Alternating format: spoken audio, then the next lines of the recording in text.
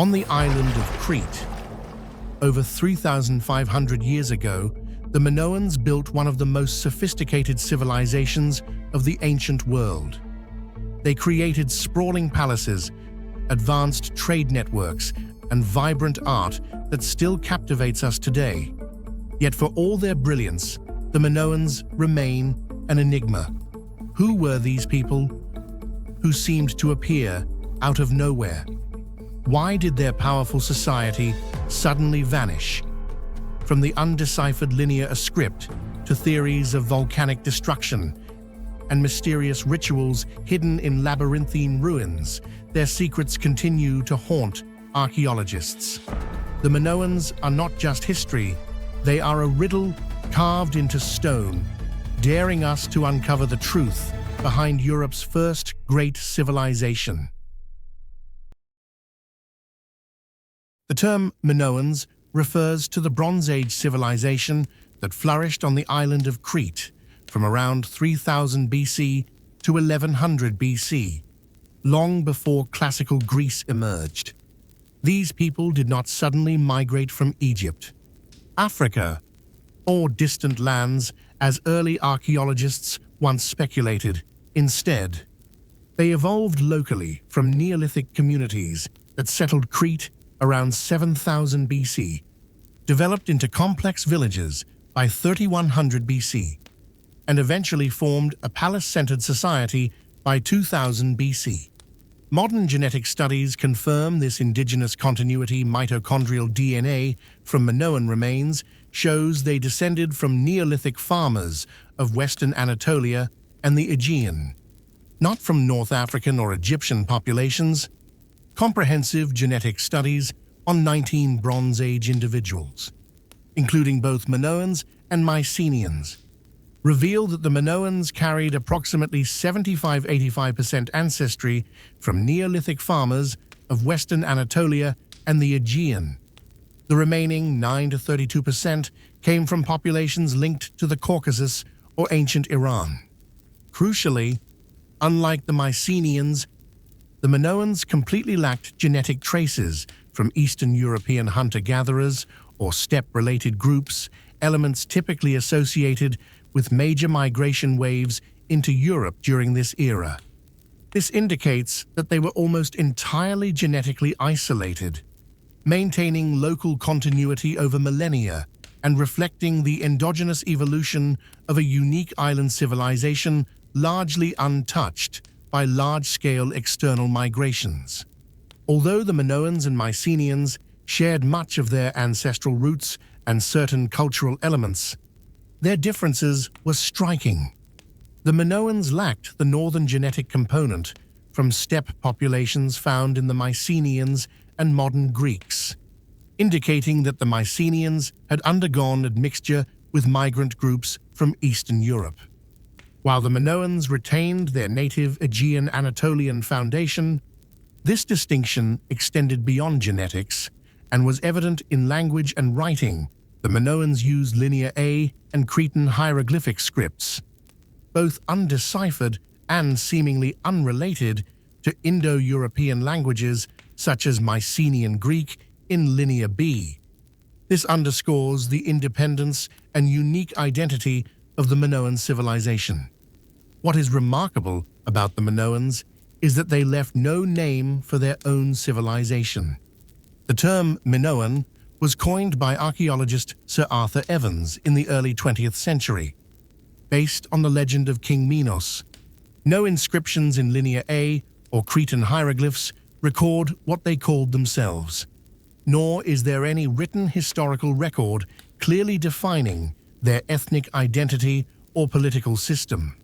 This absence has left their language, social structure, and religion shrouded in mystery, creating a civilization that is tangible through its material remains yet elusive in its true identity. The ethnogenesis of the Minoans reflects a distinctly local evolution, rather than the result of large-scale invasions or migrations. Emerging from Neolithic farming communities that had settled on Crete millennia earlier, gradual population growth, The expansion of trade networks and increasing social complexity drove their transformation into a unique Bronze Age civilization. Influences from Anatolia, the Levant, and Egypt came through trade and small-scale migration, but were never sufficient to displace the native population. This demonstrates that the Minoans were the product of long-term adaptation to their island environment and maritime economy. In summary, who were the real Minoans? They were indigenous Bronze Age inhabitants of Crete, rooted in early Neolithic settlers.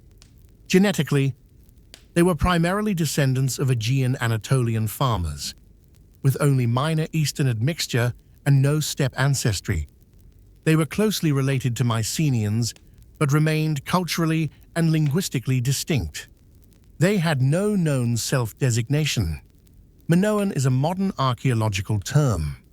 Their flourishing civilization palaces, art, seafaring developed locally, not imported. The Minoans were not invaders or migrants from distant lands. They were indigenous Bronze Age Cretans, descended from the first Aegean farmers, enriched by trade and limited migration, and transformed into a unique maritime civilization. While scholars continue to debate their language, political structures, and religion, archaeological and genetic evidence affirms they were native innovators, laying the foundation for Europe's first literate civilization. Among the greatest mysteries of the Minoan civilization, Linear A is regarded as a crucial key that remains undeciphered to this day. It was discovered by Sir Arthur Evans in the early 20th century during his excavations of the Palace of Knossos, the power center of the Minoans. Linear A appears on hundreds of clay tablets, pottery vessels, seals, and even ritual artifacts, dating from around 1800 to 1450 BCE, coinciding with the peak of this civilization. These findings indicate that Linear A was not only used for religious purposes, but also functioned as the primary administrative script employed for recording, management, and governance of Minoan society, reflecting a highly organized civilization with remarkable cultural sophistication. What do you think has made Linear A one of the most difficult writing systems to decipher in history? Share your thoughts in the comments below. Linear A bears a strong resemblance to Linear B, the script of the Mycenaeans that has been deciphered as Mycenaean Greek. This similarity led scholars to attempt reading Linear A using the phonetic values of Linear B. However, the results did not match any known Indo-European language or linguistic family. This has given rise to the hypothesis that Linear A represents an extinct language with no surviving descendants. This suggests that the Minoan language may have been entirely isolated, reflecting the unique and distinct cultural identity of this civilization. Over 1,500 Linear A symbols have been identified, primarily from major sites such as Knossos, Phaistos, and Hagia Triada. Many clay tablets contain detailed records of goods, offerings, and distribution lists, indicating that this was a writing system serving complex economic and administrative management. This demonstrates that Linear A was not only connected to religious rituals, but also functioned as an essential tool for governing daily life and maintaining the organizational structure of Minoan society.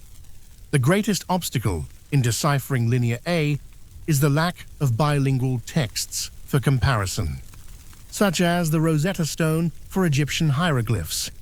Furthermore, Linear A has no surviving descendant language, making it nearly impossible to trace its phonetic values. Many scholars believe it may have been a language isolate that existed only on Crete and disappeared entirely after the Mycenaean takeover, leaving behind a writing system with no connections to any known language. Several studies have attempted to link Linear A with languages such as Luwian in Anatolia, Semitic in the Near East, or pre-Indo-European languages of the Mediterranean. However, significant differences in vocabulary, phonetic structure, and grammar have prevented these hypotheses from gaining wide acceptance in academic circles. As a result, all efforts to decipher Linear A remain purely speculative, with no conclusive evidence strong enough to determine the true nature of this language. The numerical system in Linear A is one of the few aspects that has been relatively well deciphered, with a structure almost identical to that of Linear B. These numeric symbols frequently appear on clay tablets related to records of goods, taxation, and product distribution, indicating their use in large-scale economic management.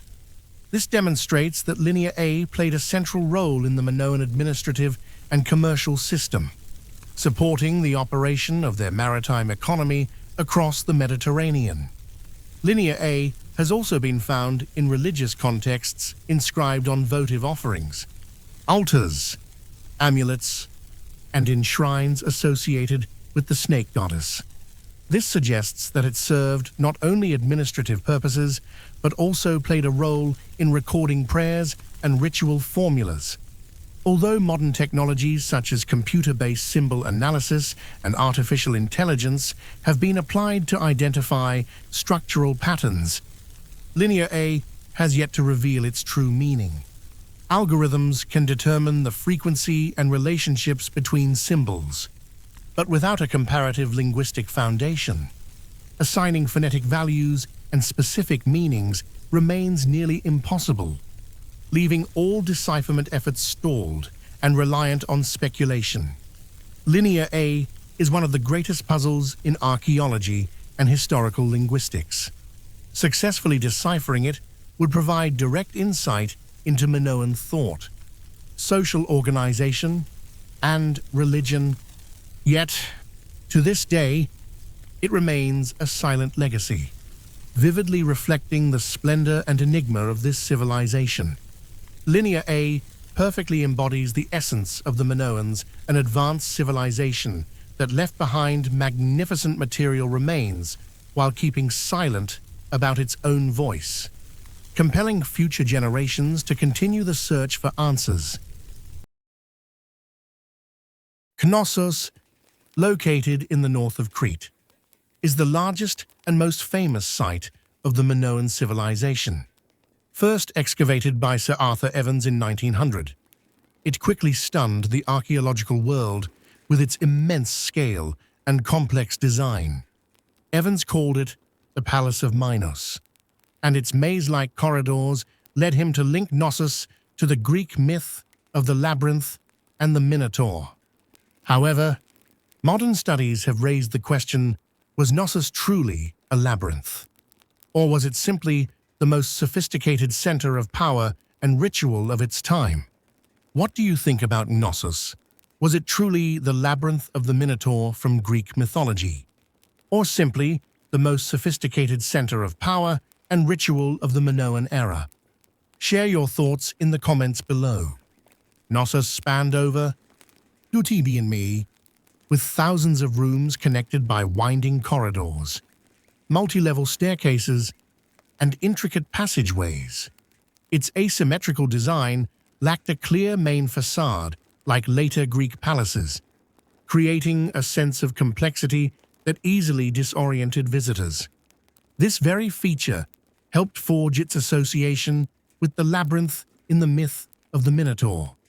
However, architectural studies reveal that it was not merely an enigmatic space, but was deliberately planned to serve multiple purposes, from storage rooms, workshops, and administrative offices to ceremonial areas and elite residences, reflecting the multifunctional nature of this Minoan power center.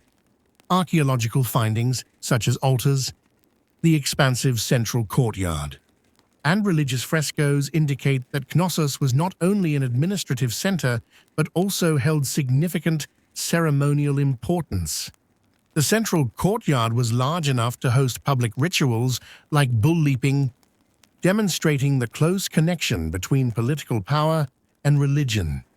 Notably, Knossos lacked surrounding walls or fortifications, reflecting a society that prioritized ritual and trade over warfare, setting it apart from the militarized palaces of its time. Greek mythology tells that King Minos built a labyrinth to imprison the Minotaur, a half-man, half-bull creature, and demanded Athenian youths as tribute to feed it. Archaeological evidence shows the Minoans revered bulls in religion and art, seen in frescoes, pottery, and bull-leaping rituals. This likely inspired the Minotaur legend as retold by later Greeks. While no evidence of a separate labyrinth exists, Knossos' complexity may have fueled the myth's origin. The Linear A and Linear B inscriptions found at Knossos provide compelling evidence of its role as the administrative and economic center of Crete. The content on these clay tablets records detailed information about goods, taxation, and the distribution of food and resources, indicating that Knossos coordinated an extensive trade network spanning the Mediterranean. The simultaneous presence of ceremonial areas and administrative facilities within the same complex demonstrates that Knossos was not only a place of worship, but also a multifunctional seat of power, integrating the political, economic, and religious spheres of Minoan civilization. Much of Knossos' current appearance is influenced by the reconstructions carried out by Sir Arthur Evans in the early 20th century. He used concrete to rebuild structures based on his own interpretations, including the iconic red columns and repainted frescoes, leading many modern scholars to debate their authenticity. Some argue that Evans's emphasis on linking Knossos to the Minotaur myth inadvertently exaggerated the labyrinth aspect and overshadowed the site's true administrative and ceremonial nature, blending archaeology with imaginative reconstruction. Archaeological evidence suggests Knossos was not literally a monster's labyrinth, but rather the foremost political, economic, and religious center of Minoan civilization. Yet its intricate design and bull symbolism likely inspired the Minotaur myth among ancient Greeks, embedding Knossos firmly within their folklore. It stands both as a tangible archaeological site and as a bridge into the realm of myth. For decades, the Minoan civilization has often been described as a unique matriarchal society, distinct from other contemporary civilizations dominated by male authority. This notion originates from prominent archaeological imagery frescoes depicting women in elaborate clothing participating in public rituals, and especially the iconic snake goddess figurines, a famous religious symbol of Minoan culture. But do these findings truly indicate that Minoan women ruled society, or do they merely reflect ceremonial and religious roles? What do you think about the theory that Minoan society was a matriarchal civilization?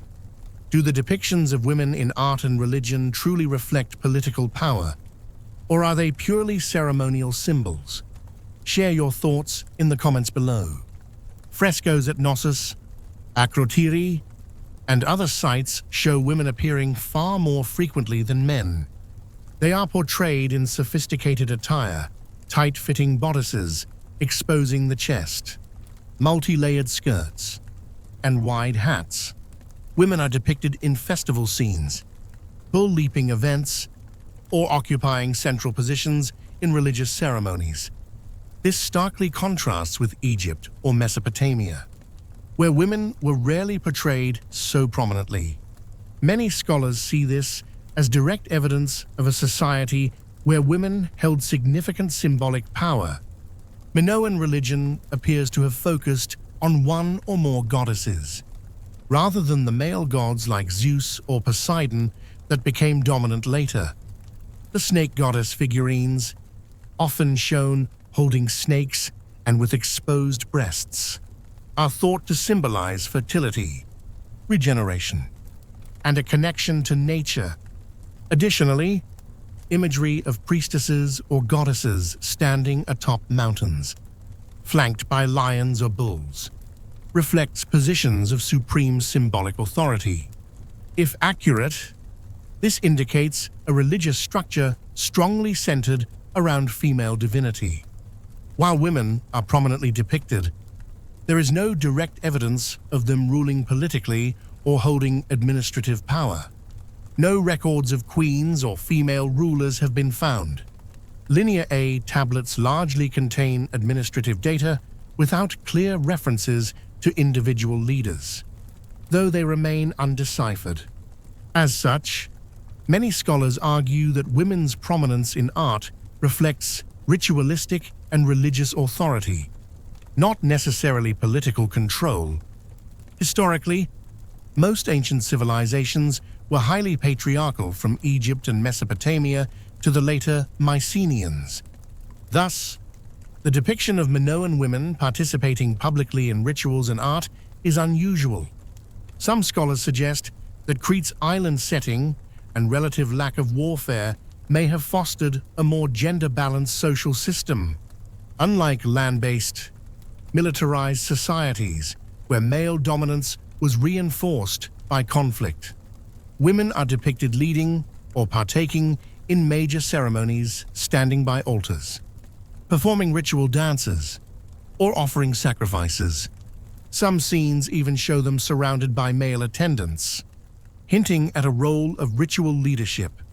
However, this is insufficient to claim they governed society politically, instead emphasizing their significant influence in religion and communal rituals, which were central to Minoan life.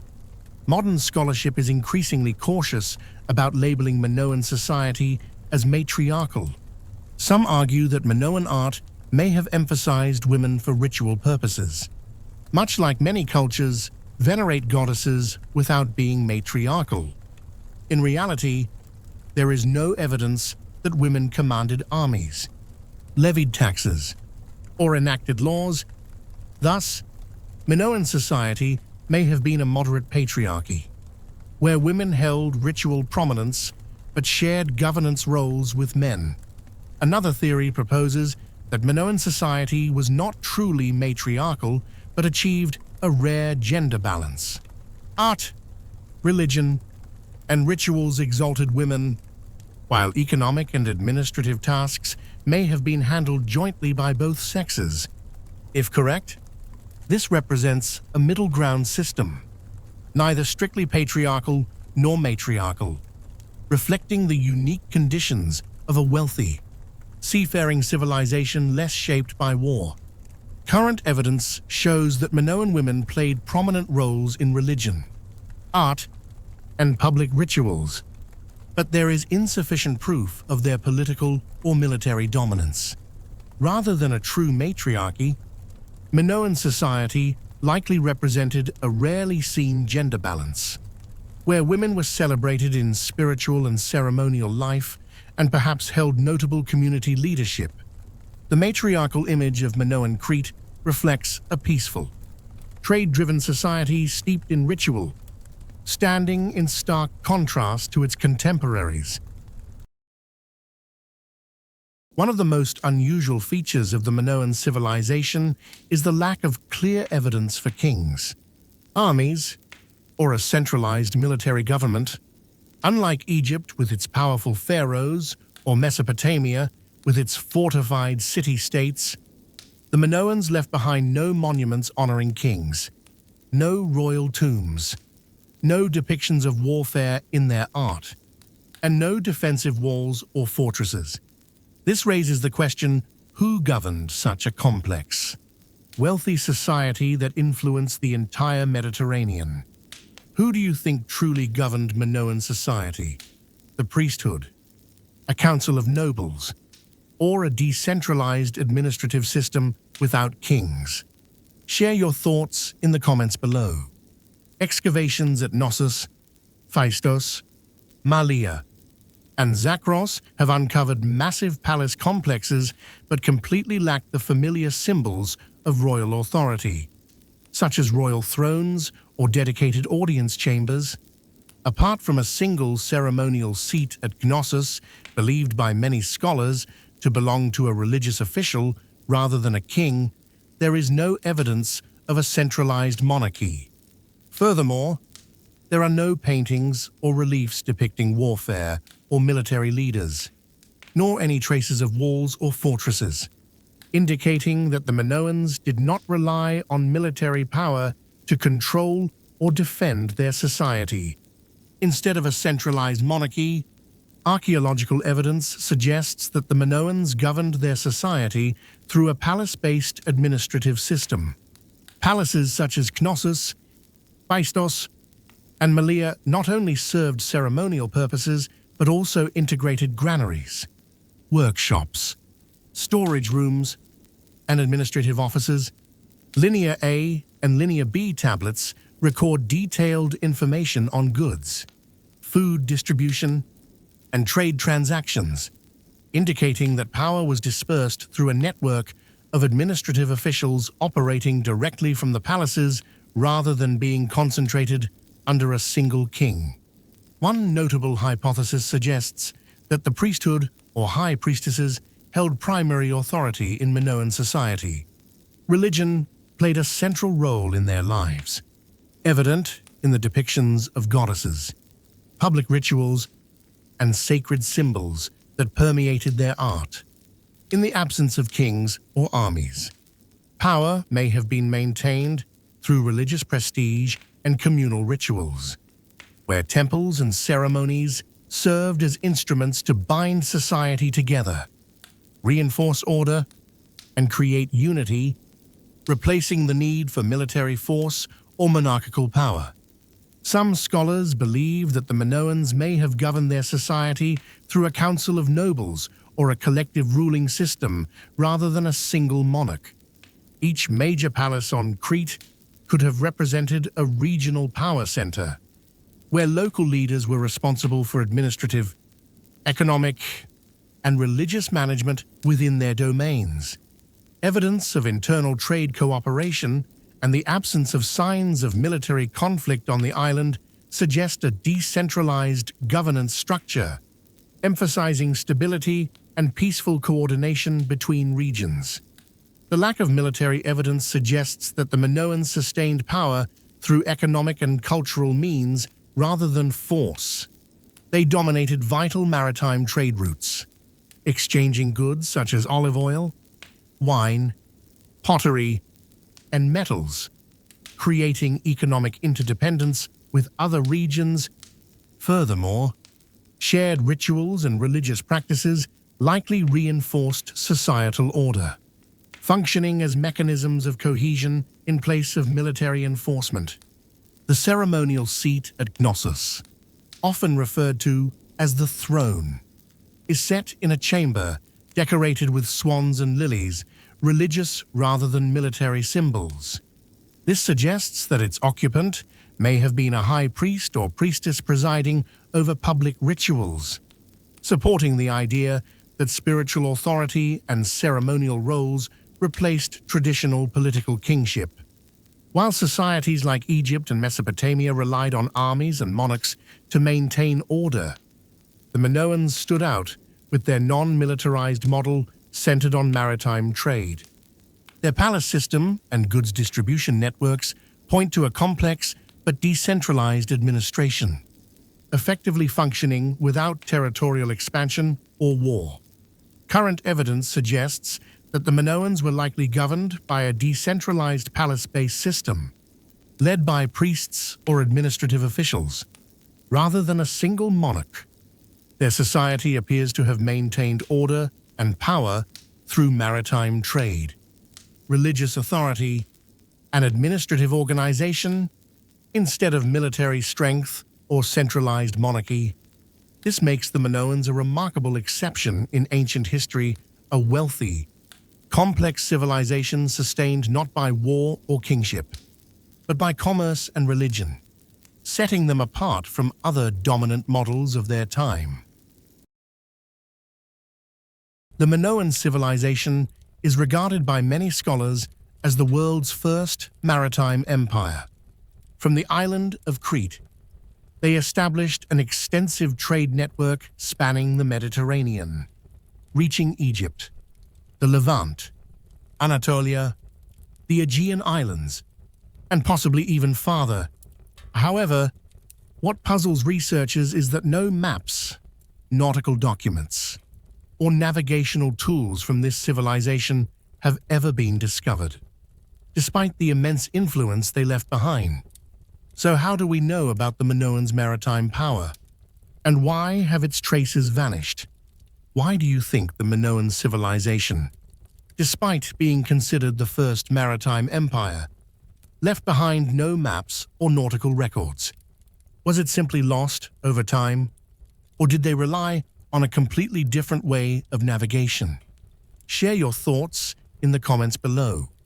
Archaeological evidence shows that the Minoans possessed an extensive maritime trade network. Minoan pottery with its distinctive designs has been found in Egypt, the Levant, and even as far as Anatolia, demonstrating their wide-reaching presence. Conversely, Crete has yielded numerous imported artifacts such as ivory from Africa, lapis lazuli from Afghanistan, and Mesopotamian-style cylinder seals. These discoveries prove that the Minoans not only traded regionally, but also participated in an intercontinental exchange system, linking the eastern Mediterranean to distant regions. The term Pax Minoica is used by scholars to describe a period of relative peace in the Aegean region under Minoan influence. The absence of fortifications or large-scale weaponry on Crete suggests that they maintained power not through land-based warfare, but by means of a powerful naval fleet that controlled key sea routes. Some studies further propose that Minoan ships regularly patrolled these maritime corridors, safeguarding trade routes and exerting economic influence rather than pursuing territorial conquest, thereby creating stability throughout the region. Although no technical drawings have survived, carvings and miniature models show that the Minoans developed long, narrow ships with rows of oars on both sides, suitable for both commercial transport and naval defense. Frescoes at Akrotiri, Santorini depict Minoan fleets docking at bustling seaports, reflecting their advanced seafaring skills and ability to organize large-scale maritime operations. These details demonstrate that Minoan shipbuilding techniques and navigational expertise were crucial in sustaining their vast maritime trade network across the Mediterranean. The absence of any Minoan maps or nautical records can be explained by several combined factors. First, perishable materials may have been the primary reason if maps were drawn on leather, wood, or fabric. They would not have survived over thousands of years. Second, the Minoans may have relied on oral traditions, memorizing sea routes through practical experience and celestial observation rather than written documents. Additionally, natural disasters, particularly the eruption of Thera, could have destroyed crucial archives. Finally, since Linear A remains undeciphered, it is possible that maritime records once existed and are still hidden within texts that we have yet to fully understand. Egyptian records mention the Keftiu believed to be Minoans arriving at court with tribute and goods. This not only confirms their trade activities, but also suggests a diplomatic stature that allowed them to exert influence without military expansion. The presence of Minoan artifacts at many international ports shows they were regarded as dominant maritime trade partners. The Minoan Empire was unique in that it left no evidence of occupied territories or standing armies, instead functioning as an economic maritime empire built entirely on commercial power. They likely had no need for detailed maps like land-based civilizations. as navigational knowledge and seafaring expertise were passed down through professional sailor communities, guarded as hereditary skills. This preservation of secret knowledge allowed the Minoans to maintain their trade monopoly and solidify their dominance over the seas for centuries. Even without maps or nautical texts, evidence from archaeology, trade, and foreign records demonstrates that the Minoans ruled the Mediterranean seas for centuries. They operated a borderless empire, sustaining power through commerce, seafaring skills, and cultural influence rather than armies or conquest maps, making them one of history's most remarkable maritime civilizations. Around the mid-16th century BCE, the eruption of the Thera volcano, modern-day Santorini, became one of the most catastrophic natural disasters in human history. Its power is estimated to have been hundreds of times greater than the 1883 Krakatoa eruption, unleashing massive ash clouds, tsunamis, and severe climatic changes. For a long time, scholars have hypothesized that this event could have been the primary cause of the Minoan collapse. But do archaeological and geological evidence confirm this? Do you think the Thera eruption was truly the main cause of the Minoan civilization's collapse, or just one of several contributing factors? Share your thoughts in the comments below. Geological studies show that the Thera eruption destroyed nearly the entire volcanic caldera, creating a massive submerged crater. Layers of volcanic ash from this event have been found extensively in sediments across the Mediterranean, from Turkey and Egypt to even more distant regions, demonstrating its vast reach. Climate reconstruction models indicate that the eruption lowered global temperatures for several years, causing severe crop failures, ecological disruption, and widespread interruptions to food supplies. One of the most immediate and devastating consequences of the Thera eruption was a massive tsunami, with waves tens of meters high sweeping across the Aegean coastline, including Crete, the heart of the Minoan civilization. Geological studies along Crete's shores have uncovered marine sediments carried far inland, along with severely damaged artifacts, indicating that many ports and coastal towns were completely destroyed. With an economy heavily reliant on maritime trade, this devastation crippled transportation, cut off vital supplies, and inflicted severe damage on Minoan life. In addition to the tsunami, volcanic ash from the Thera eruption blanketed much of Crete, causing farmland to harden, lose fertility, and severely contaminating water sources. As a result, agricultural output declined for an extended period, weakening an economy heavily dependent on local food production. At the same time, the massive release of sulfur gases into the atmosphere may have triggered a volcanic winter, drastically lowering temperatures across the eastern Mediterranean, leading to localized droughts, repeated crop failures, and a chain of severe ecological crises.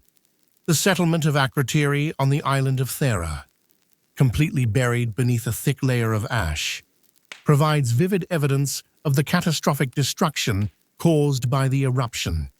On Crete, archaeologists have discovered volcanic ash layers interspersed with signs of ruin and subsequent reconstruction at numerous Minoan sites, reflecting a difficult recovery process after the disaster.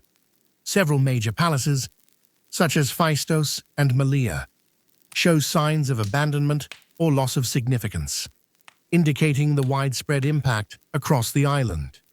However, notably, Knossos continued to thrive for many decades, suggesting that this power center had superior resilience and adaptability compared to other regions. Although the Thera eruption caused severe damage, most scholars agree that it was not the sole cause of the Minoan collapse. Archaeological evidence shows that Minoan society persisted for roughly 5,100 years after the disaster before completely declining. This suggests that Thera acted as a critical blow that weakened their economic, social, and political foundations, paving the way for other factors such as internal conflicts, prolonged economic crises, and the incursion of the Mycenaeans to complete the process of their downfall. Some researchers propose that the Thera eruption and Minoan decline may have inspired Plato's Atlantis legend. The tale of a powerful civilization destroyed suddenly by a natural cataclysm aligns strikingly with the historical record, though no definitive evidence directly connects the two. The Thera eruption was undeniably a devastating blow to the Minoan civilization, destroying ports, crippling trade, ruining agriculture, and destabilizing society. Yet, evidence shows their collapse resulted from a combination of factors: natural disaster, prolonged economic decline, and Mycenaean expansion. While Thera may not have instantly wiped out the Minoans, it marked the turning point from which their civilization never fully recovered. The collapse of the Minoan civilization was not a sudden event, but rather a process that unfolded over several decades, even centuries, while a combination of natural disasters, economic crises, and Mycenaean incursions weakened them. The question remains, after the Minoans disappeared as an independent civilization, what truly happened? Archaeological and genetic evidence reveal a picture far more complex than one of total extinction. What do you think really happened to the Minoans after their civilization collapsed? Were they fully assimilated by the Mycenaeans, or did they preserve their identity in another form? Share your thoughts in the comments below. Around 1450 BCE, Minoan sites began to show clear changes, reflecting the takeover by the Mycenaeans. The distinctive Minoan script, Linear A, disappeared entirely, replaced by Linear B, the administrative script of the Mycenaeans from mainland Greece. Many major palaces, such as Knossos, were repurposed as administrative centers under Mycenaean control, while others like Phaistos and Malea were abandoned or declined in importance. This indicates that the Mycenaeans did not completely destroy the Minoans, but rather assimilated and absorbed them, turning Crete into part of their expansive power network. After the Mycenaeans took control, architecture on Crete changed dramatically with the emergence of fortified structures and military-style buildings. In stark contrast to the previously non-militarized character of the Minoans, Linear B tablets found at Knossos contain detailed records of taxation, crop management, and resource distribution, indicating a more centralized administrative system with tighter economic control. This reflects a shift from the flexible Minoan palace model to a stricter Mycenaean governance structure characterized by stronger power consolidation. Although political power shifted to the Mycenaeans, many aspects of Minoan culture endured. Fresco art, religious rituals, and symbols such as the double-axe labyrinth and bull imagery continued to appear. This demonstrates that the Mycenaeans did not erase local culture, but instead adopted and merged it with their own, creating a hybrid cultural identity unique to post-Minoan Crete. Recent DNA studies show that post-Minoan inhabitants of Crete retained much of their genetic makeup from their native ancestors, proving that they were not completely replaced but continued to exist under a new social structure. The Mycenaeans appear to have established political and military control, but demographically, Crete's population maintained significant continuity. This indicates that the fall of the Minoans was not the disappearance of a people, but rather a power transition in which the native culture was blended and persisted within the framework of the new ruling system. After the collapse, many Minoan temples continued to be used, albeit in transformed forms. Bull worship rituals and the veneration of the snake goddess gradually blended with early Greek mythology, possibly giving rise to later myths such as Zeus's upbringing on Crete or the story of the Minotaur. Minoan religious symbols became foundational elements of the emerging Greek religious system. Knossos persisted as an administrative hub under Mycenaean control for several decades after other palaces declined. However, around 1370 BCE, Knossos too was abandoned, marking the definitive end of the Minoan palace system. From this point onward, Crete gradually integrated into the broader Mycenaean world, paving the way toward the pre-Homeric Greek era. Although their political civilization collapsed, the Minoan legacy profoundly influenced ancient Greece from art, architecture, and religion to maritime trade practices. Many scholars regard the Minoans as a bridge between the great ancient Eastern civilizations, Egypt and Mesopotamia, and classical Greece. Elements such as the labyrinth motif, bull-leaping rituals, and goddess worship were absorbed and reinterpreted within Greek culture.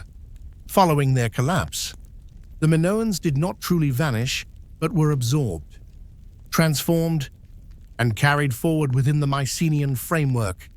Native Cretans continued to inhabit the island, their culture blending with new influences, while many of their traditions laid the groundwork for Greek civilization.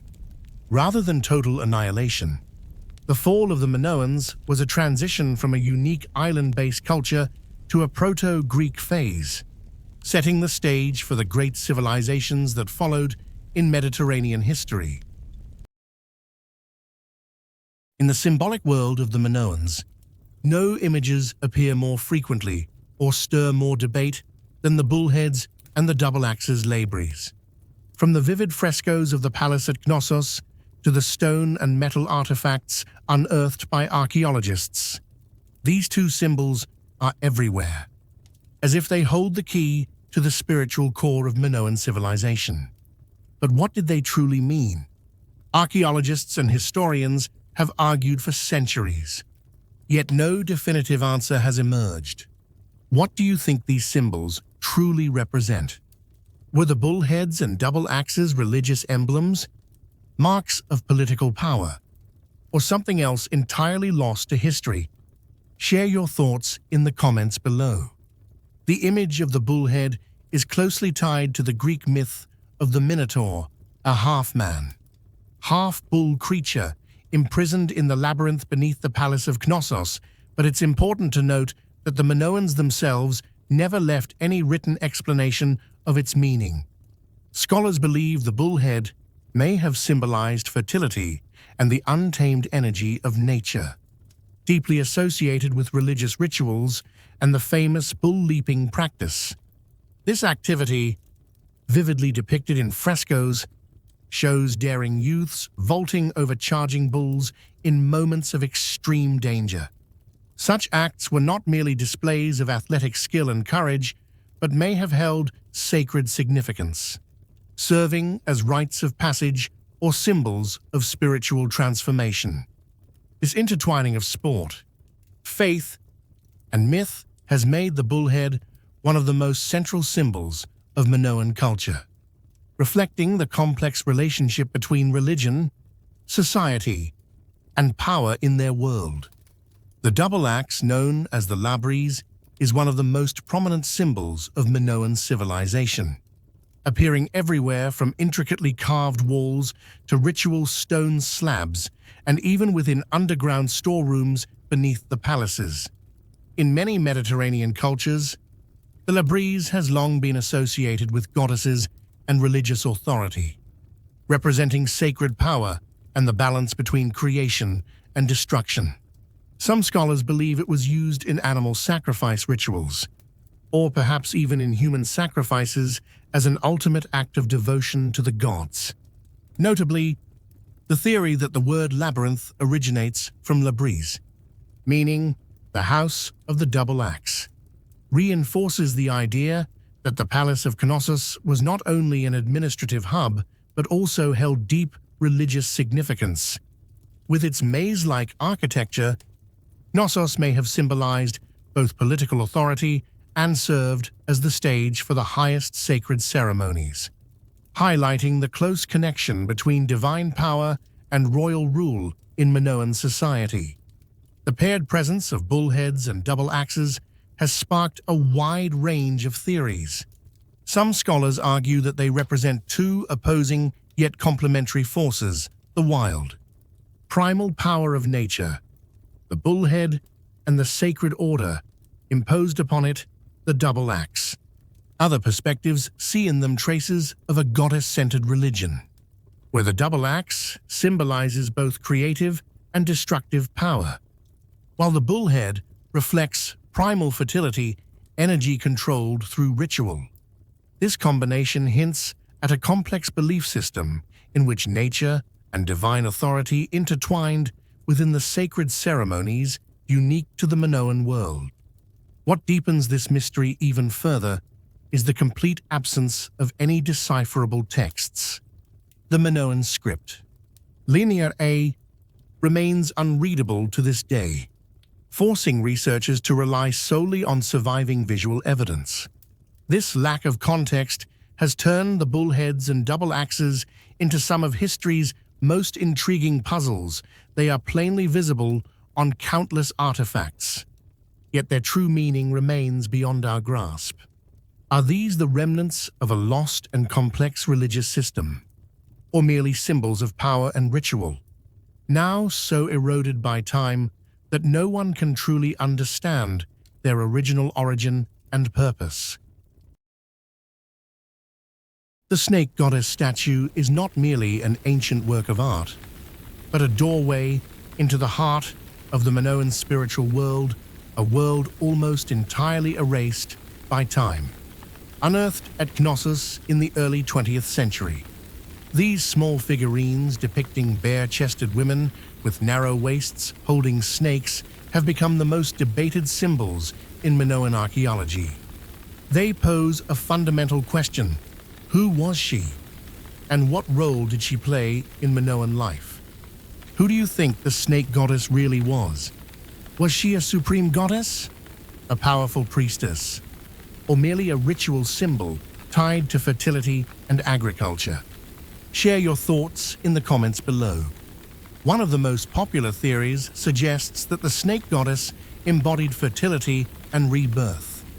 In many ancient cultures, snakes symbolized renewal and immortality, due to their ability to shed their skin and begin anew.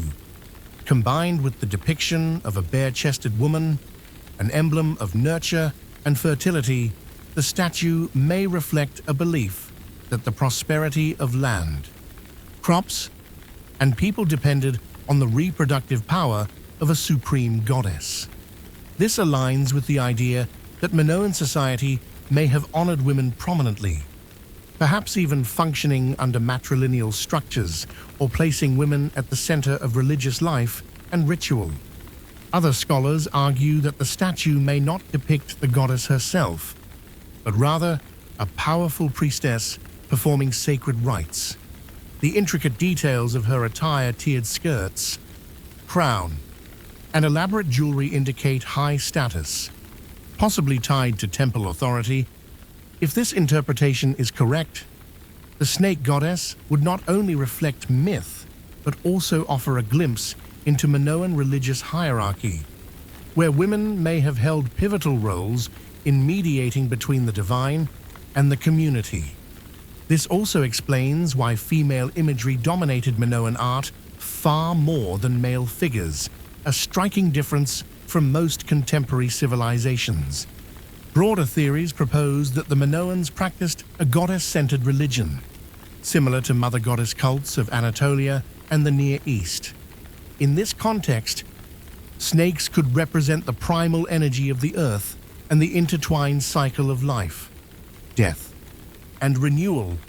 Some scholars even suggest that the snake goddess ruled over both life and death, embodying a dual role, nurturing life while wielding destructive power, mirroring the endless natural cycles observed by the Minoans on the island of Crete.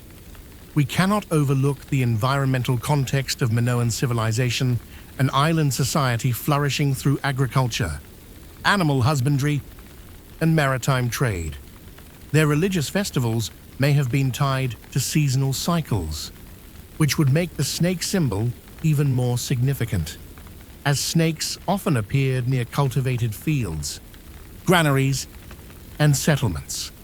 From this perspective, the snake goddess might have served as a protector of harvests and fertility, ensuring abundance for the community through her dominion over nature's rhythms. Such figurines may have been placed in homes or shrines as blessings for prosperity, functioning like sacred talismans. If a ritual system surrounding the snake goddess truly existed, its details remain obscured because the Minoan Linear A script has never been deciphered. There are no known texts naming her, recording prayers, or recounting her myths. Archaeologists must rely on excavation context. The statues are often found in ceremonial spaces, alongside altars, pottery, and traces of offerings. Some figurines discovered in domestic contexts suggest that worship of the snake goddess extended beyond temples into everyday Minoan life. Some scholars attempt to connect the Minoan snake goddess to deities in later Greek mythology.